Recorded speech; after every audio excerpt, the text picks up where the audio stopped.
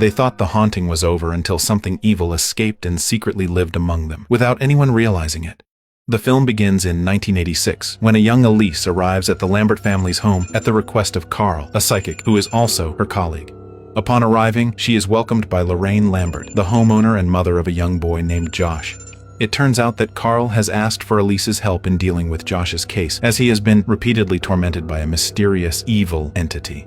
Carl had previously tried to help Josh on his own, but the entity haunting him proved to be far more powerful and dangerous than he had imagined.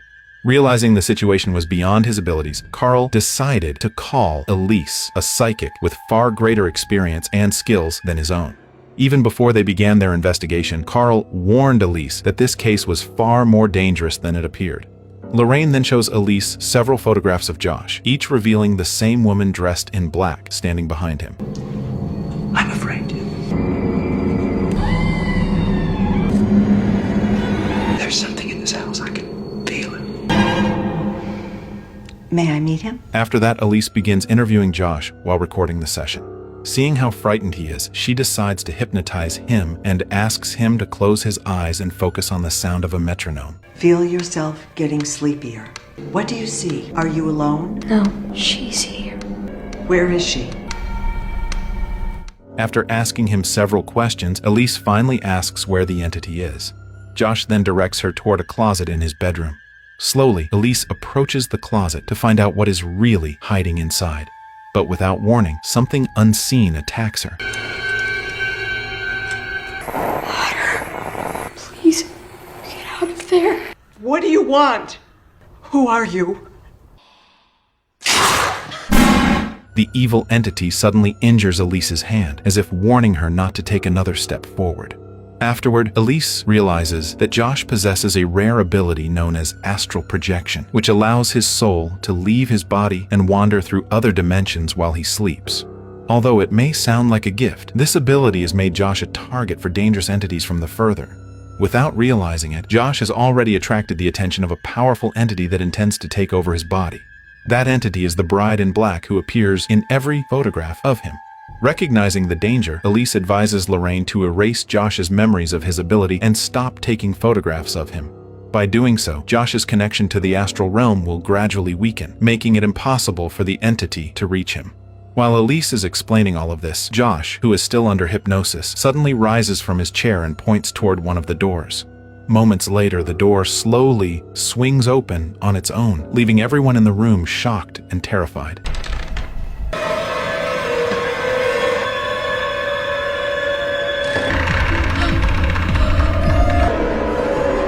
Realizing that the situation is becoming increasingly dangerous, they ultimately decide to erase Josh's memories of his ability. Back in the present day, Renee is still in shock over Elise's death when Josh suddenly appears behind her, startling her. Moments later, both Josh and Lorraine are devastated by the sudden loss of Elise. Without wasting any time, they immediately call an ambulance and seek help. Renee is later taken to the police station for questioning.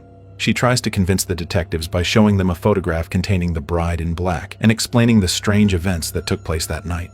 However, her testimony is dismissed as irrational and is quickly rejected by the police.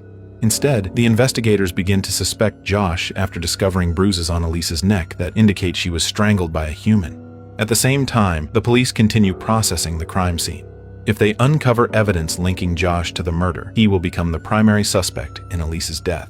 While their home remains under police investigation, Josh brings Renee, Dalton, Foster, and Callie to stay temporarily at Lorraine's house. I'll go up. On their first night there, Renee is in the kitchen when she hears a piano playing a song she wrote herself.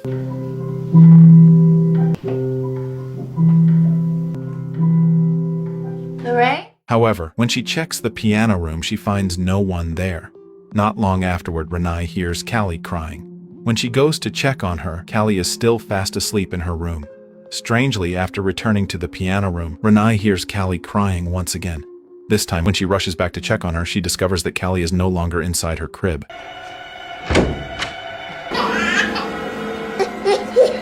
These unsettling incidents convince Renee that the supernatural terror haunting her family is far from over.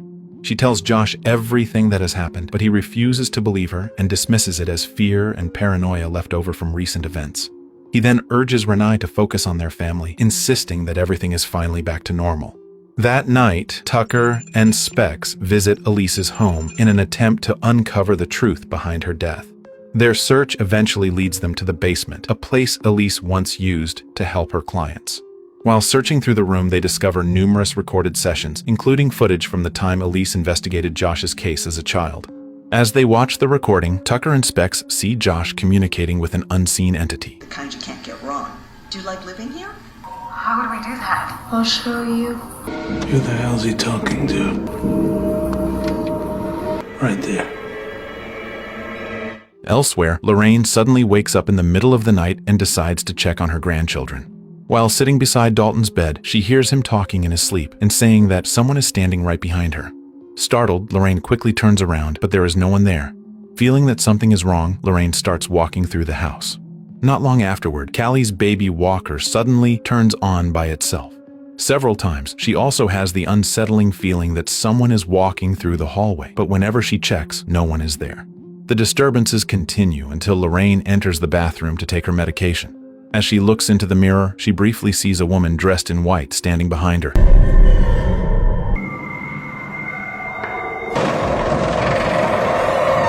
But just as she turns to investigate, Josh suddenly appears and startles her. Lorraine tells Josh about what she has just seen, but just like before, he dismisses her concerns and insists that none of it is real. He then asks his mother to stop talking about such frightening things, believing it will only make Renee even more afraid. The following morning, Dalton tells Renee about a nightmare he had in which he saw a woman dressed in white standing behind Lorraine. He also reveals that shortly after waking up, he saw Josh talking to someone in the hallway, even though there was no one else there. I heard voices in the hallway. It was Daddy, You have to go.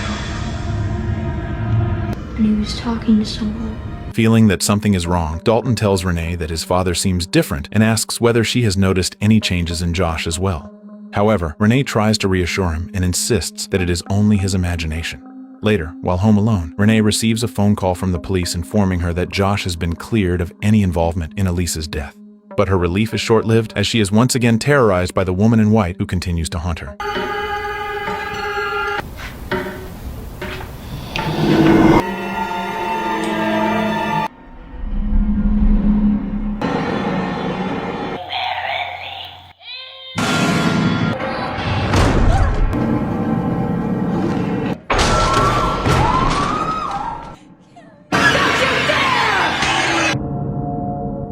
At the same time, Lorraine secretly meets with Tucker and Specs because she feels that the terror haunting her family is far from over. Tucker and Specs share the same concern and believe that everything is still connected to Josh's case. To support their suspicions, they show Lorraine an old recording from the time Elise investigated Josh when he was a child. It clearly shows an adult Josh standing behind his younger self. The sight leaves Lorraine completely confused, as she cannot understand how an adult Josh could possibly appear in a recording that was made decades ago. Feeling helpless, Lorraine wishes Elise were still alive to help them solve the mystery. Her words inspire Tucker and Specs to contact Carl, one of Elise's closest friends, in the hope of communicating with her spirit. After Carl arrives, they begin a seance using his special dice. Once they establish contact with Elise, Carl asks who killed her and what the entity's true intentions are. Through the answers given during the seance, Elise reveals that the one responsible for her death is the Bride in Black, the same entity that has haunted Josh since childhood. She also directs them to a place called Our Lady of the Angels. Lorraine immediately recognizes the name as an abandoned hospital where she once worked as a doctor many years ago. Tell us where to find your killer. Our Lady Angles. What does that mean? It's Angels. It's a hospital. I used to work there. Before long, they travel to Our Lady of the Angels and begin exploring the long-abandoned hospital. As they search the building, Carl senses a powerful dark presence coming from one of the ICU rooms, prompting them to investigate. The moment Lorraine sees the room, she is reminded of a mysterious patient named Parker Crane, who had once been admitted there after attempting to castrate himself. Years earlier, while still working at the hospital, Lorraine had occasionally brought young Josh with her. During one of those visits, as Lorraine was checking on the patients in the ICU, Parker suddenly grabbed Josh for no apparent reason. She's doing better? Yes, adolescent.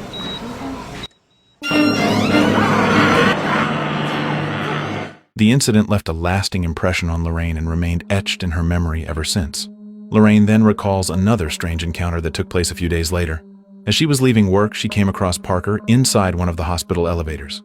He simply stood there in silence, staring blankly ahead despite her attempts to speak with him. Parker? Listen, I want to apologize for my son the other day.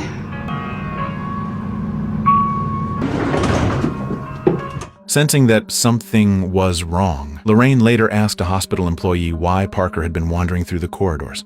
To her shock, the employee informed her that Parker Crane had actually died the previous day after taking his own life by jumping from the hospital building. Realizing that Parker may be connected to the terror they are facing, the group immediately searches for his records in the hospital archives. Parker Crane, that's him.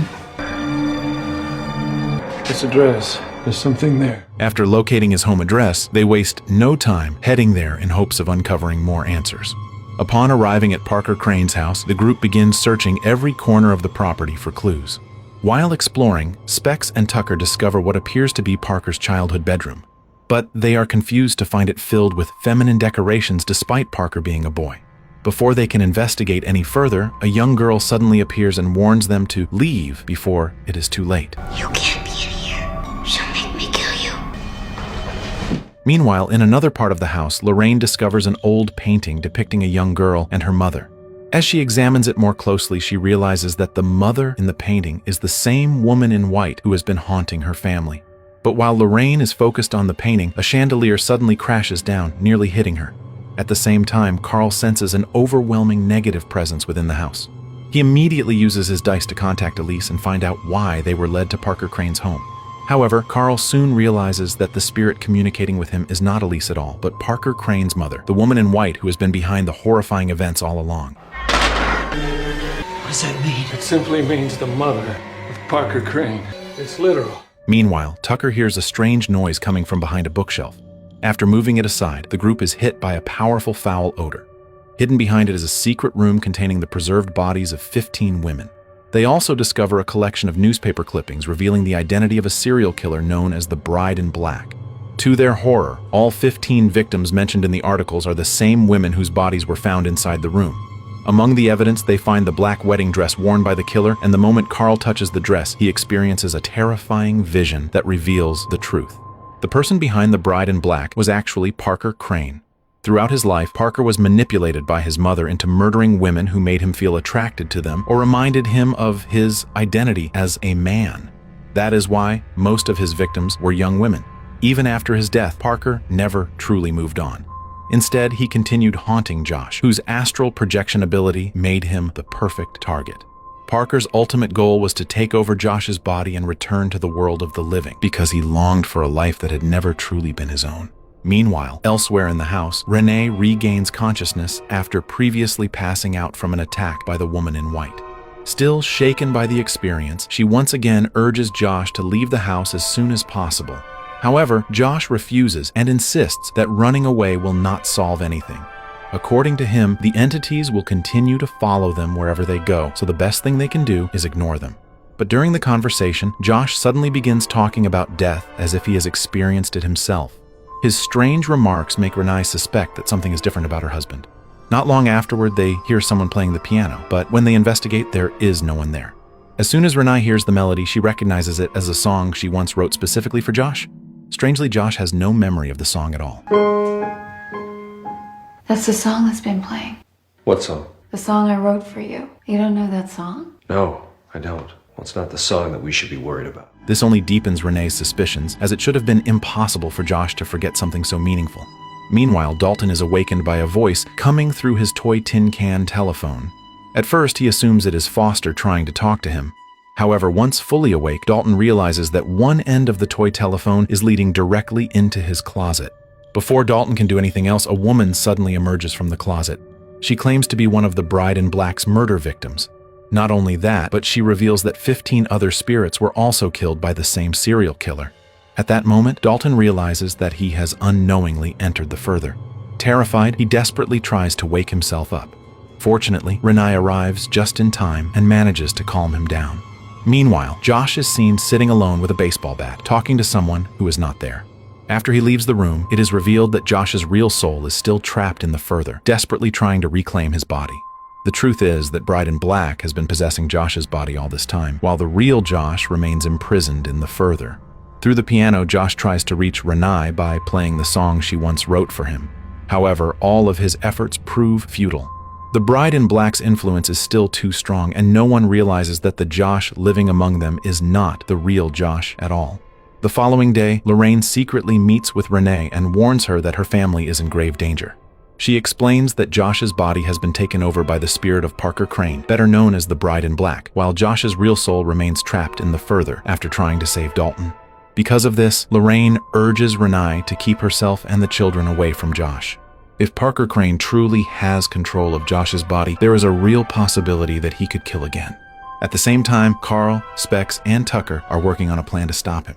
Their goal is to render Josh unconscious, giving his real soul a chance to return from the Further and reclaim his body from Parker Crane. After Lorraine and Renee leave, Carl arrives at the house to confirm whether the entity inside Josh's body is truly Parker Crane. The moment he comes face to face with him, Carl immediately realizes that something is wrong. Josh's skin has become unusually pale, and his body is slowly beginning to decay under the influence of Parker Crane's spirit. Carl's suspicions grow even stronger as he notices how drastically Josh's behavior has changed. Eventually, when Carl openly addresses him as Parker Crane, the entity immediately loses control and launches a brutal attack on him. I thought maybe you were playing with your dice. What have you got behind your back? Why don't you ask your dice? What is Parker Crane holding behind his back?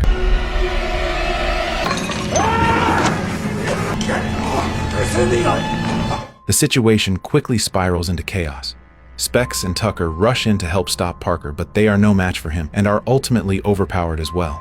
When Carl regains consciousness, he finds himself in the Further, where he finally reunites with Josh's real soul.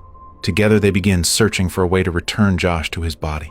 Since Elise is now dead, they decide to look for her spirit in the Further, hoping she can help them stop Parker Crane and restore Josh to his rightful place. While exploring the Dark Realm, they encounter a spirit who warns them that Callie is in danger. There's someone standing in front of you. He's talking to you. I don't see anybody. He's got you, baby. He's got you. The spirit then directs them to the Lambert family's former house. Without wasting any time, Josh and Carl immediately head there. There, they spot the man with the leather jacket tormenting Callie in her bedroom. Determined to save his daughter, Josh rushes toward the house and begins knocking and pounding on the front door. To his surprise, the sounds can be heard by Josh and Renee in the past. It is then revealed that several of the mysterious events from the first film were actually caused by Josh himself while trapped in the Further. This is possible because time does not function normally there. In the Further, the past, present, and future exist simultaneously, allowing spirits to interact with events from different points in time. Moments later, Josh manages to enter the house and finds Callie being terrorized by the man with the leather jacket. Fortunately, Elise arrives just in time and drives the entity away before anything worse can happen. Not long afterward, she explains that Josh cannot remain there for much longer, as his soul will continue to weaken the longer he stays. Elise then reveals that the only way to stop the Bride in Black is to confront the source of the trauma that created him. Throughout his life, Parker Crane lived under the control of his mother, and even death did not free him from her influence. Because of this, they must uncover Parker's past and confront the force that has been controlling him from the shadows all along. The problem is that Josh has no idea where Parker's house is located. Fortunately, time does not function normally in the Further, allowing the past and present to overlap. So Elise decides to seek out young Josh, believing his encounter with the Bride in Black can lead them to Parker's house. Josh asks for his help in locating Parker Crane's home. Upon hearing the request, young Josh suddenly rises from his chair and says, "I'll show you," before leading them toward Parker's house. I'll show you.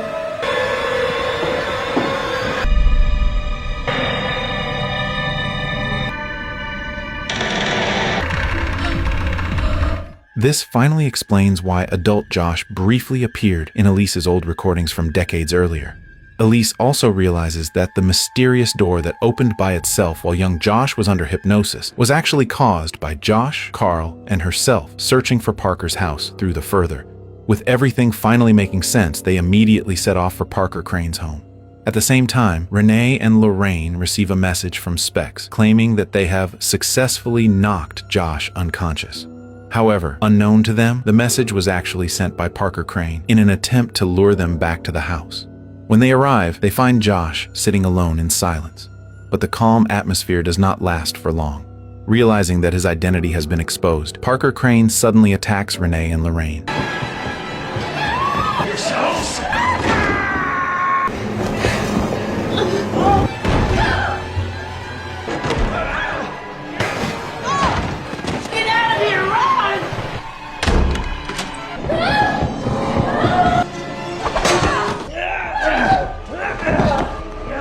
Ungrateful bitch! Just as Parker is about to kill Renee, Dalton and Foster arrive in time to save their mother. Taking advantage of the distraction, the family quickly flees and hides in the basement before Parker can catch them. Meanwhile, Josh, Carl, and Elise finally arrive at Parker Crane's house in the further. Inside one of the rooms, they encounter a young girl who claims to be Parker Crane. Not long afterward, a woman dressed in white appears and is revealed to be Parker's mother. Holding a drawing with Parker's name written on it, she immediately begins lashing out at him. She constantly berates, controls, and emotionally abuses him. Not only that, but she forces Parker to abandon his true identity and live as a little girl named Marilyn. Parker! Is not your name! That is not your name! Your name is Marilyn. Say it! My name is Marilyn. My name is Marilyn. It is here that the truth behind Parker Crane is finally revealed. Since childhood, he had lived under his mother's control and was forced to become someone he was not. As a result, Parker grew up deeply traumatized, losing his sense of identity and never experiencing genuine love. Even after death, his mother's influence never disappeared. From the further, she continued controlling Parker's life, forcing him to maintain the identity of the bride in black and pushing him to murder any woman who caught his attention. As soon as Parker's mother realizes that intruders have entered her domain, she separates Josh from Carl and Elise, forcing him to face her alone in the further.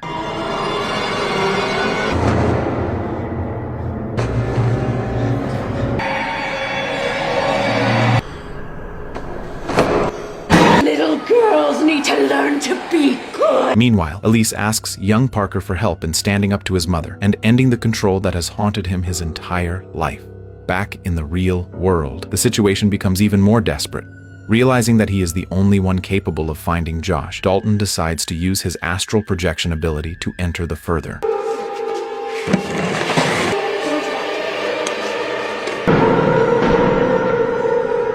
Carrying his tin can telephone, he begins searching the spirit realm for his father.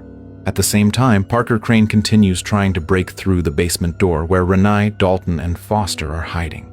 After several attempts, he finally forces his way inside. Renee desperately struggles to protect her children as Parker closes in on them. However, just as Parker is about to kill Dalton, Elise succeeds in confronting Parker's mother in the further. Once the woman is defeated, her control over Parker is finally broken. With nothing left sustaining him, Parker's spirit is ultimately destroyed, freeing Josh's body from the influence of the bride in black. With the nightmare finally over, Elise quickly urges Josh and Carl to leave the further before they become trapped there any longer. On their way back, they must navigate through countless wandering spirits that still roam the dark realm. Fortunately, Dalton manages to find them and guide Josh back to his body. Thanks to Dalton's help, Josh and Carl successfully escape the further and return safely to the world of the living. Josh's soul is finally reunited with his body, bringing an end to the terrifying ordeal that has haunted the Lambert family. At first, Renee is hesitant to approach Josh, fearing that Parker Crane may still be controlling his body. However, her doubts slowly fade when Josh explains that while trapped in the further, he had been trying to reach her through the piano by playing the song she once wrote for him. Hearing this, Renee finally becomes convinced that Josh's real soul has returned to his body. After enduring a terrifying ordeal that nearly tore their family apart, the two are finally reunited. With the nightmare behind them, Josh and Dalton ask Carl to help them forget their astral projection abilities. They hope that by severing their connection to the further once again, no other entities will be able to interfere with their lives. In the closing scene, Specs and Tucker are still working as paranormal investigators. This time, they arrive at a house to help a young girl named Allison, who is believed to be experiencing supernatural disturbances. While they are there, Allison's younger sister suddenly says that a woman is standing behind Specs and Tucker, even though the two of them arrived alone. It soon becomes clear that the woman is actually Elise's spirit, who continues to watch over them even after her death. Elise then enters the house to meet Allison and examine her condition. However, as she looks more closely at the girl, she notices a terrifying entity standing directly behind her. The discovery suggests that a new terror is only just beginning, and that is where the film ends.